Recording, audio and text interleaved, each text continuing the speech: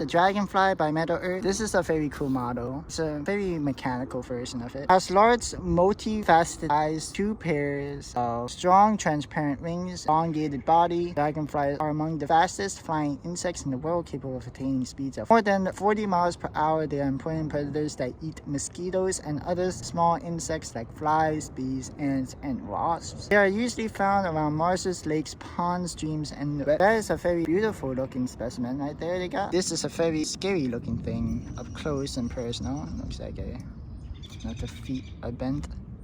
The eyes were hard, kind of mechanical. This is a very mechanical, visual aspect, but the wings are amazing. I love the detailing on the wings. Mother Earth did a very good job there. And the tail is a very nice feature of this model. If I can get it to zoom in. Very nice tail, and you can bend it obviously however you would like. Bent mine down for stability purposes, and it just looks cool that way too, in my opinion.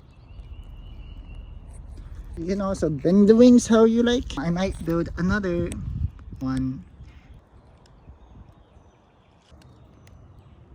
The Dragonfly by Metal Earth. Thank you for watching. Bye.